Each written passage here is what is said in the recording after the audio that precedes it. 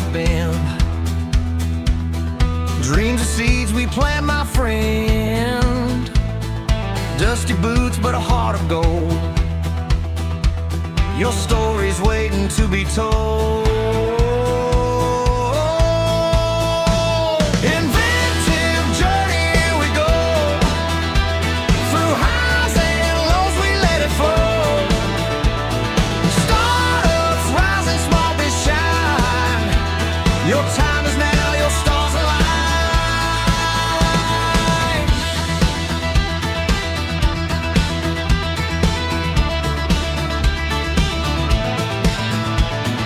Cowbell ring and feel the beat.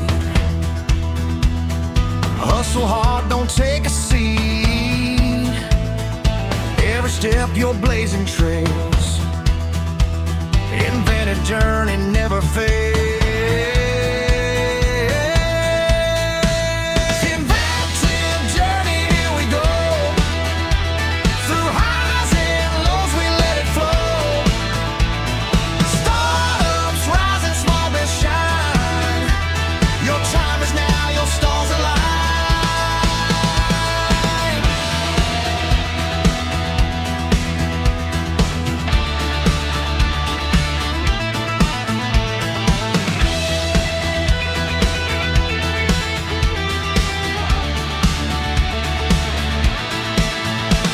Inventive journey, here we go. Through highs and lows, we let it flow. Startups rising, small but shine. Your time is now, your stars align. Inventive journey, here we go. Through highs and lows, we let it flow. Startups rising, small but shine. Your time is now, your stars align.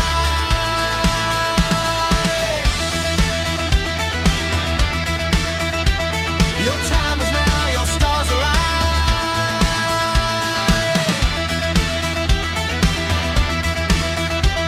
Your time is now, your stars align.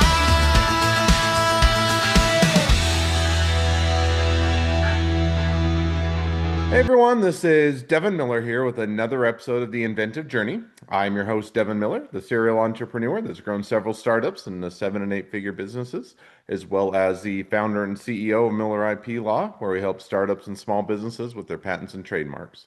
You ever need help with yours? Just go to strategymeeting.com, grab some time with us to chat, and we are always here to help. Now, today we've got another great guest on the podcast, Naden, if I can say it right. And Liam started his journey in high school, wanted to live an extraordinary life, and so always was striving to do the best at what he did, including playing everything from musical instruments to everything else. Studied music in college, and then fell in love with business, and ended up doing, I think, 18 businesses, which he'll share a little bit about, and started out in the wine business. Then I went on a personal journey to how to get good business results and pursuing different businesses and seminars and doing different things in that. Before becoming a bit stressed and burned out in the 40s and losing pretty much everything before figuring things out what happened and leading to where he's at today. So with that much as a quick introduction, welcome on the podcast, Liam. Hi, Devin. Thank you for having me. Absolutely excited to have you on. So I just gave a quick run through to a much longer journey. With that, why don't we rewind and unpack a little bit and tell us a little bit about how your journey got started back in high school? Well, I guess probably like most of the people listening or watching, I was one of these driven sort of people when I was young. Always wanted to be the best at what I was doing. And I always had this feeling, you know, that life was meant to be fun and exciting. I didn't really know what I wanted, but I just knew that I wanted to be the best at what I did. So that's really what drove me. And I guess when you're entrepreneurial, that is what drives you, is, you want to, you're not just doing it for the money. There's something inside you that says you want to make the best of your life. So that was always me. And in fact, I've always been on this journey to try and figure out, how do you be successful? There's got to be a formula, a secret to it. And where I started with that journey was in my teenage years, or maybe even a little bit younger, because I grew up in a Christian household, And my parents, my teachers, and pretty well everyone I knew said, well, if you want something, you ask God and God will give it to you. In other words, you pray for something and God will give it to you. And with my personality being I want the best, I thought, well, I'm going to really try this out. I'm going to test God, if you like. I must have only been 10 or 11 years old. And this was back in New Zealand, which is my home country where I grew up. So I thought, I'm going to test God on this. And there was a competition running at school at the time. And I thought, I want to win that competition.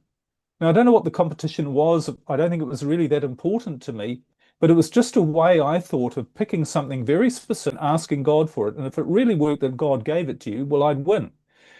So I went a bit further than that. I didn't just ask for it. I said to God, I'm going to go to church every morning for a month in the middle of winter at 6:30 in the morning. And I was Catholic, and I'm going to go to mass every day for at 6:30 in the morning for a month, asking for that one specific thing. Because I thought, well, surely if prayer works, God's going to give it to me after all that effort. It's not just a one-off. Well, I didn't actually win the competition, but I did go every morning. And then I thought, there's something not quite right here. Why didn't I get that? Maybe the answer isn't that prayer will give you whatever it is that you ask for. So I thought, well, what's the next option? And someone said to me, if you want to be successful, you need an education. So I thought, okay, that's what I'll do. And I studied really hard at school, and I went to university. And you mentioned music. That's what I did for 7 years, full time at university, was study music. I really wanted to be the best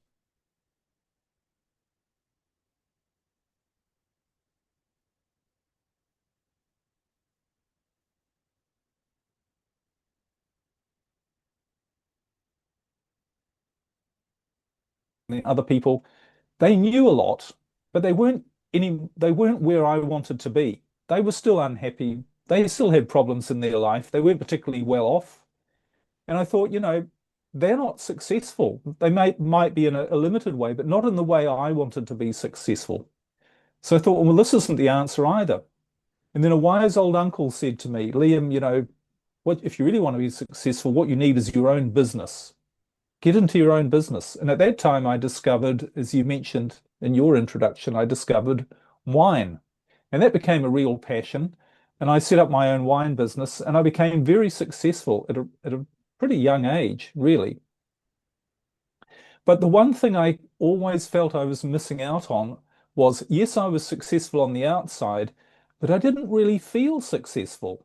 And it was so strange. I thought, I'm a millionaire, I've got all these things, and, really the freedom to do what I want, but I've still got a lot of problems in my life. I've got a lot of stress. And it seemed to me that actually the more successful I was, the more stress and problems I actually had. So this went on for a few years, and I thought, you know, I started to actually buy into the idea, which I've since found out is not true, but I bought into the idea that stress and problems are the price you pay for success. That becoming successful is difficult, it is hard, and not only is it difficult and hard, but when you get there, you're always going to have to deal with stress and problems. It's this idea that you can't have stress and problems. That's what failures think. It's always about stress and problems. So I started to think, okay, well, I can accept that as an idea and it makes life a little bit more bearable, but it still left me with this strange question in the back of my mind. Is this really what life is all about? Is this what am I actually working for? What am I striving to get? If I've got all this money, if I've got all this freedom and lifestyle and I'm still not happy, if I just keep doing more of this, am I going to get to where I really want, or am I somehow on the wrong track? And Hmm. along the way, as well as developing businesses, and it was the first of many businesses I've had, some successful and others not. But I started to develop an interest in how do you become successful in terms of this a personal development, peak performance, motivational sense. So I started to go to seminars and workshops on everything to do with goal setting and visualization and, you know, rewiring your subconscious mind and changing your beliefs and doing all of these and personal development, peak performance techniques. I went to all these seminars and workshops and I read a ton of books. This is over quite a few years. And I practiced all these techniques. But what I noticed was I wasn't really sure whether it was making any difference because I was still successful, but I wasn't any more happy. And in fact, what actually happened in the end, and I remember clearly a moment when I had my dream home that I just finished building. It wasn't quite finished, but it was almost there. And I remember sitting down, I'd created a music room because I remember I said I'd been a musician earlier in my life. And I'd always had this dream, this vision board, if you like, and a goal to have a stunning house with a music room. So anyway, that's what I actually did have. I had this music room in this stunning house, and the house was everything I thought I wanted. I was able to design it from the ground up. But I remember this particular day actually really clearly because I went into the music room one day and I sat down and the view out to the mountains, it was a spectacular house in a spectacular location looking out over the Southern Alps in New Zealand. And I thought, I've made it. This is it. This Hmm. is my ultimate lifestyle, the lifestyle I'd always dreamed of having. My own businesses that are working, magnificent home, my own music room, the freedom to do whatever I want to do. But instead of feeling grateful, excited, and that feeling that we're all after whenever we go into business or really want to achieve success in our life, we want to feel success. Instead of that feeling of success, I felt the opposite. I felt absolutely amongst the worst I'd ever felt in my life. I was so stressed. I was almost shaking with stress because I still had a mountain of problems. My businesses weren't doing as well as they should have been. My marriage wasn't doing well. And I thought, this is crazy. I've got everything I thought I wanted. And I know all of the techniques about how to achieve what you want. And here I am, utterly miserable. And I said to myself, almost out loud, actually, if this is what it is, I would rather lose everything I've got if it means that I don't lose my soul. Because it really felt that's what was happening, that my energy or life force, if you like, was just being drained out of me through just years of stress and problems. And I'd always had this view that you have to push through, you have to learn more information, and you have to try harder and develop new strategies and techniques all the time and just always be pushing harder and harder to achieve success. But all that got me was feeling burnt out and feeling like this really just isn't worth it. I don't want to live my life that way. I don't want to live a life where I'm just constantly pushing all the time, trying to achieve something more. So when I said to myself, perhaps it'd be better if I lost everything, I didn't realize that a few weeks later, sorry, that's exactly what happened. I did lose everything. I lost my businesses, the home with the music room, my marriage, and I ended up having to move back in with my elderly mother and sleep on the sofa in the living room of her small apartment. And that was such a huge shift in my life. But the interesting thing was, I kept asking myself two questions in that whole as I was lying there. The first question was, why has this happened to me? Because remember, I'd spent years becoming an expert on success. I could quote you all of the books from all of the gurus about what you're supposed to do to create success in your life with your goals and your, strengths and weaknesses and strategies and changing your beliefs, positive thinking and value and all of these things. I could quote all of that, but it wasn't never on my goals list was to lose everything. So I thought the first question was, why has this happened to me? It should never have happened to me. I've spent my life learning or thinking I've learned how to set myself up so this didn't happen to me. And the second question I kept asking myself was, so what do I do now? And the funny thing about that question was I brought out all of my knowledge about strategies and goals and visualization and planning and meditation and all of these different techniques to try and figure out how to get out of the situation, how to get off my mother's sofa and back on my feet again. And I actually came up with the answer to both of those questions after a long time, after several weeks. And the answer to both those questions was actually the same answer. The first question, why has this happened to me? And the second question, what do I do now? And the answer to both of those questions, and maybe people listening or watching might wonder, the answer simply is, I don't know. I have no idea why it's happened to me and what to do next. And what I didn't realize at the time was something very fundamental shifted in me that was the key to everything that happened later. Because a short while after that, I did get off my mother's couch and things started to show up in my life. And I used to think they were coincidences or luck or synchronicity, but all sorts of strange things started to happen that got me back on my feet. But the weird thing was, it wasn't through setting goals, it wasn't through trying too hard. What it came down to was simply following my nose and taking the next step and not thinking about anything else than what to do right there and then. And all sorts of amazing things started to happen. I formed a new relationship with somebody who I'm still with today, a completely different sort of relationship to the ones I'd had before. This actually didn't have problems and didn't have stress in it. And then I set up my own business. And again, it was a weird situation how I really got off my feet. But it suddenly occurred to me when I was lying on the sofa, I know somebody and I can go and who's got a retail business, and I'd had a lot of retail businesses. I can go along and offer myself for a very low hourly rate to just ring up his customers and sell products to them on the phone. And that's what I did. Now, that was a huge come down from me actually managing teams of salespeople, of telemarketing teams, which is what I used to do. But I didn't think about it. It was just an idea that occurred to me. I didn't know where it was going to go. I didn't think it's beneath me or above me, or I don't know if it fits in my plans. I didn't have any plans. So I went in and I was sitting in the back office in this little dusty room, making phone calls all day, selling actually wine to people. And one day I had a bit of a break and I went out into the store and there was a man standing there. And it turned and I heard this voice say, "Hi, Liam." And I turned around and I vaguely recognized him, but I hadn't seen him in 25 years and he hadn't seen me in 25 years. But he said to me, "What are you doing? What are you doing now?" And I said, "Well, not a lot." And he said, "Well, why don't you come and set up a business just next door to where I've got my business? It'd be perfect for you. There's an opportunity to open a business there." And he knew my business background. That's how I'd met him. He said, "It'd be perfect for you." And I said, "Well, it sounds great, but the only problem is I don't have any money. I literally don't. In fact, I had less than no money. People were chasing me for money." And somehow, 2 or 3 months later, I ended up with my own business right next to this man's business. Now, I don't know how it all happened.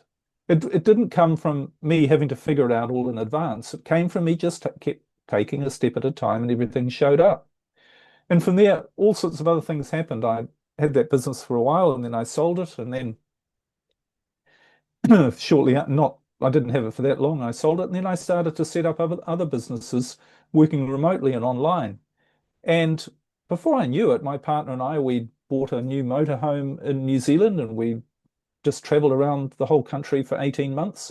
And then we decided to take a one-way ticket and a suitcase to Europe. And a year later, we bought a new yacht and we started sailing around Europe. And we've been doing that for the last more than a decade, just sailing around Europe. And we're now on our fourth yacht in a decade.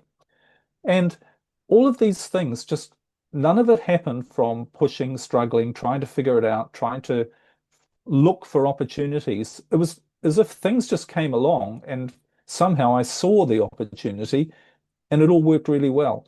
And I remember we were in the Greek islands, actually, another one of those clear moments. And I just had woken up in the morning and just checked my email and the businesses, which I had 3 businesses and managing them remotely, from the Greek islands from my yacht. No problems. They were all ticking over, doing really well. And I went for a swim and I got out of the water and we're in this beautiful bay. There were no other boats around, just us. And I got out of the water and as I was drying myself off, I had another moment that I'd had in the music room years ago, which was, this is it. I've actually done it. This is what I've always wanted. But the difference was the feeling. I really wanted the feeling. What I realized all along is the feeling is what I'd been looking for. And that's why I'd been chasing success. But the weird thing was, it didn't come with stress and problems this time around. It didn't come from pushing and trying to force things to happen and having to keep learning new information and force myself to keep driving ahead. It came, it's like something else was helping me. And I'm not talking about anything religious or woo-woo, it's just things were working really well. So that's when went on a mission and said, no, I do have a problem. I need to find out why this worked, why all of those personal development and motivational and religious and spiritual techniques that I'd learned over all the years, why they ended up with me being stressed and ultimately losing everything, and why, when I'm not doing any of those things, here I am really living what I felt was my dream life. And that's when went on a mission to try and figure out what the difference was. And that's really what I do now, is share with people what the difference is. No, that's awesome. Sounds like quite the journey. And so, so clue the audience in a little bit. So when you say that's kind of what you're doing today, and definitely a good journey to get there. Kind of what is it that you offer? Kind of what is it that you provide, or how otherwise did you go about kind of tackling and sharing that? Well, what I've realized is that most people who are entrepreneurial or successful in life, they're still stuck, and where they are is they don't know why they're not happy. They don't know why their life is so complicated when really what they've set out to do is have really a simple life, one that they're in control of and that really works. And so what I do is help people get unstuck by really looking at life, their life, and the way we function as humans in a different way, and to look closely at what it is that actually gives us the results that we do in our life, and what gives us, whether they're good or bad.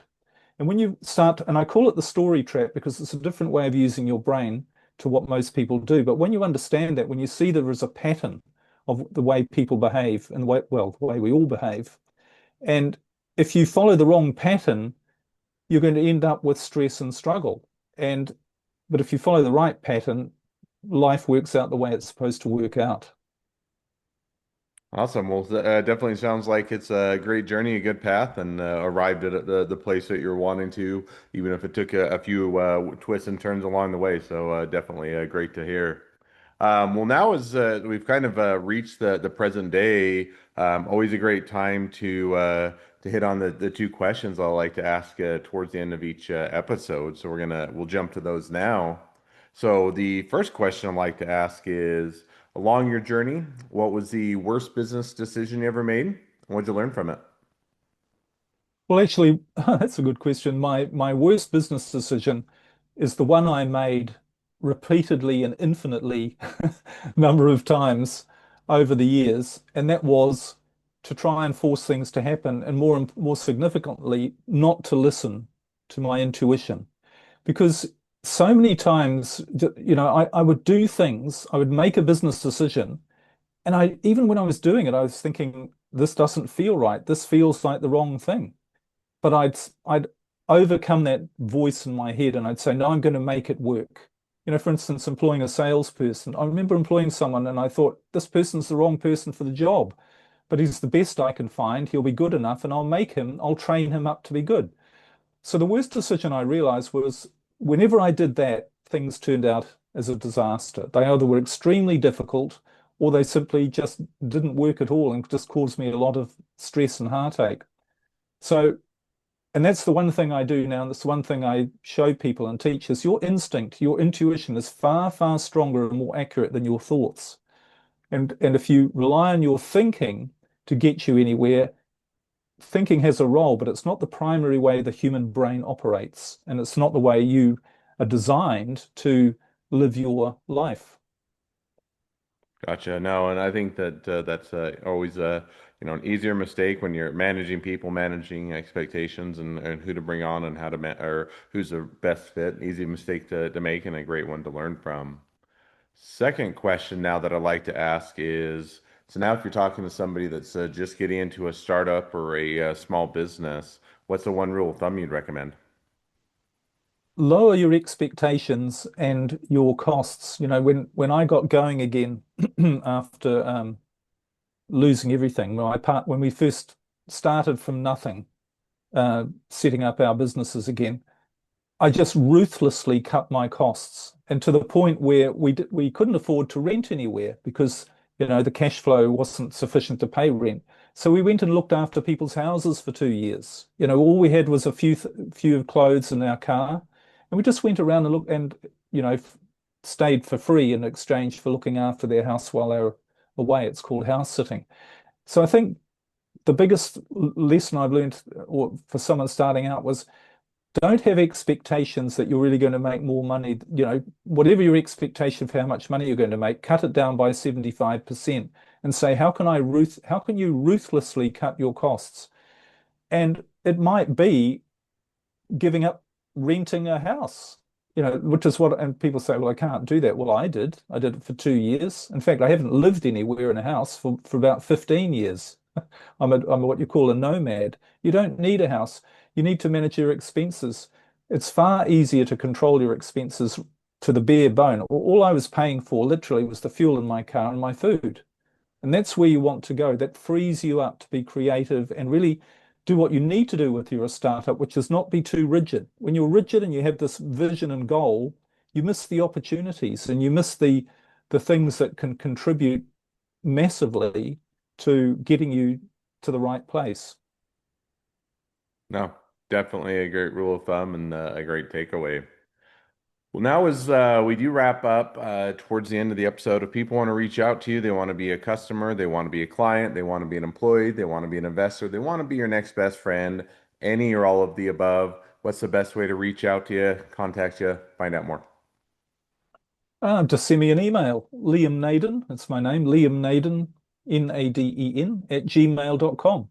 My website's Liam Naden as well, if you want to check out all the work I do. But if you've got a question or even just a comment on what we've been talking about, I'm happy to receive an email.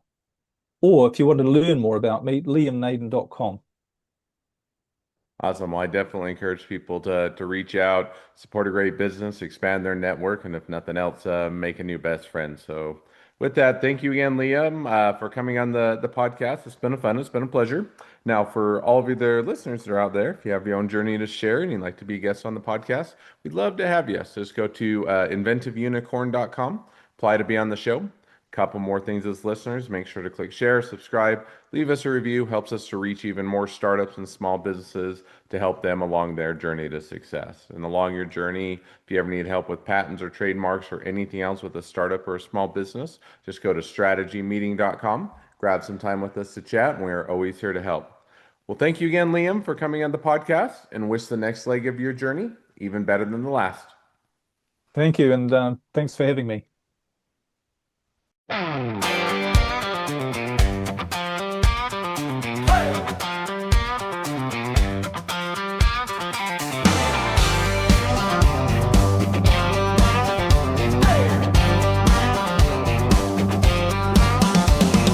road ain't straight, it's got a bend. Dreams of seeds we plant, my friend. Dusty boots, but a heart of gold. Your story's waiting to be told. Inventive journey, here we go. Through highs and lows, we let it flow. Startups rising, small be shine. Your time is now, your stars align.